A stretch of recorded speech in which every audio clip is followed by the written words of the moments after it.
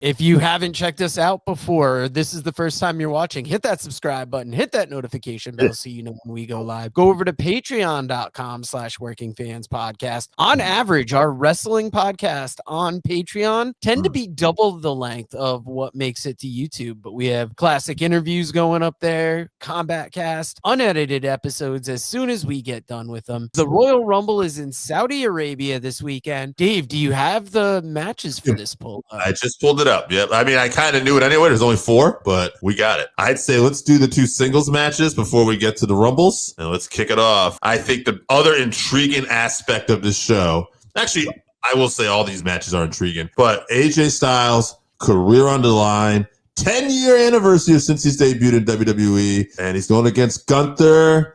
And is he going to retire? AJ, we talked about this off the air on Patreon a little bit, actually. You asked me if there was any Rumble predictions, and I said AJ didn't have any. There was one. AJ actually says he's convinced AJ Styles will retire. He says that he heard his contract was only going to February. He probably read that somewhere, by the way. He doesn't have any inside sources.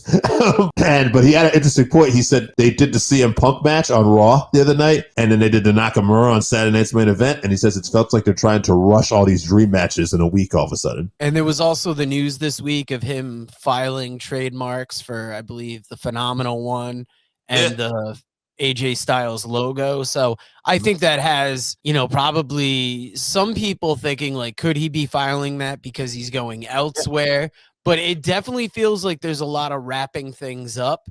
I got to agree with AJ. I think he's retiring. It came up kind of quick. I'll be opposite. I'm going to say he doesn't. Well, just because he loses in WWE doesn't mean he couldn't go to TNA possibly, though. Whatever. Yeah, all right, I'll join the team. It makes me sad.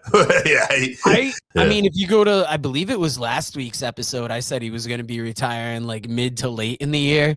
But just the way the build has been this past week, it really feels, and it's probably what they want us to think, but it definitely feels like this could be close to the end. Which is why it's interesting. It's why it's probably one of the more intriguing matches of the show, because it really, usually we know who's retiring and we know who's not retiring. You know what I mean? Ric Flair, WrestleMania, we knew Shawn Michaels was going to retire. A lot of times we know, that guy's not retiring. That's just a stipulation. But it's like, no, this could really go either way. We'll move on. Drew McIntyre, Sami Zayn, undisputed WWE Championship. I feel another match can go either way. I feel they just put the title on Drew. It's very possible he's going to continue it. AJ thinks because of the match being in Saudi Arabia and a feel-good moment, Sami Zayn will probably win it. I am going to concur with AJ on this one. I think this is a way to get the title on Sami. And, how long Sami holds it for, I don't know, but I think this is going to be his moment. I'm going to agree with you guys, but I'm going to put a twist on it. Sami wins the title, and then he's going to lose it like on Raw or something. That way you get the moment in Saudi Arabia, the crowd pops. Who knows? It could have even been requested, but it's going to be one of those things. It's going to be a quick on-off, a weird move, but I mean, you're in Saudi Arabia, so sometimes you have to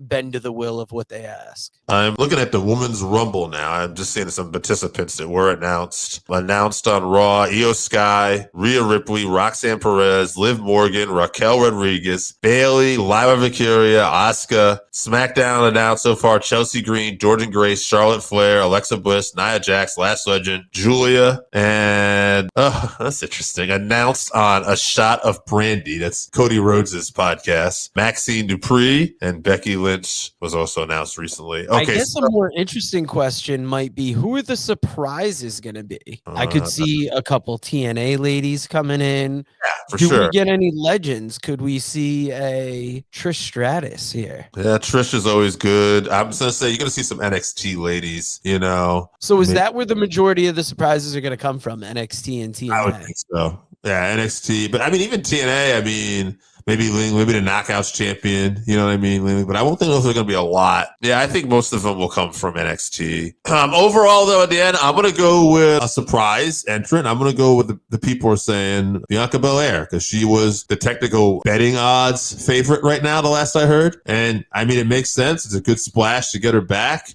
I'll just say, just to be wishy-washy, as a backup pick, I'll say Rhea Ripley. I'm going to go out on a limb All right. Is Tiffany Stratton injured? Not that I'm aware of. So that's a I'm great guessing Tiffany Stratton. I'm going out on a limb with her. But I mean, that's kind of like my wild card pick. Like, I mean, I guess if you're going logically, you bring up Bianca Belair. It seems like it'd be a good pick. So Tiffany Stratton or Bianca Belair. We'll give him an extra one there. I mean, I'm going to announce some of the men's participants been announced so far. Ilya Dragunov, The Miz, Trick Williams, Damian Priest. Just recently announced on the Pat McAfee show, Brock Lesnar, Randy Orton, Obafemi, Javon Evans, the whole Vision, Austin Theory, Bronson Reed, Logan Paul, Braun Breaker, Jacob Fatu, Solo Sikoa, Roman Reigns, Penta, Dragon Lee, Rey Mysterio, Jey Uso, Gunther, and Cody Rhodes. I got to ask again, who are the surprises going to be in the men's? Are we going to get a legend or two? Do we get Chris Jericho? That's a good question. I'll say we get Jericho. I say Jericho will make his appearance in the Royal Rumble. Yeah, because if you were going to have one big surprise, that would be a big one. Maybe we get a legend. Maybe a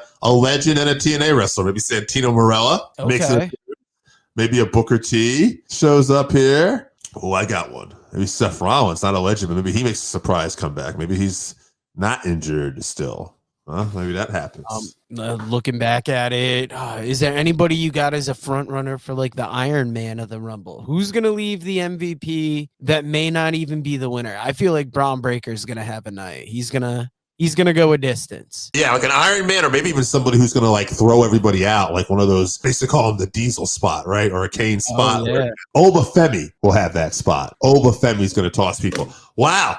Okay, I'm not predicting this, but wouldn't this be something if Obafemi's throwing people out comes Brock Lesnar? Ooh, Obafemi versus Brock Lesnar. I'm ready for that in the Rumble. I'd be in for that shit, huh? I'm going to go, though, as far as the picks go to win the whole Royal Rumble. I'll go Roman. Good old reliable. That's a good pick. I think I've already predicted that last week. I'm going to stick with it. I almost wanted to gravitate towards Obafemi for a second there, but I think he's just going to have a good showing. But yeah, I feel like this is going to be Roman's year, and we're going to get back on the hype train for that.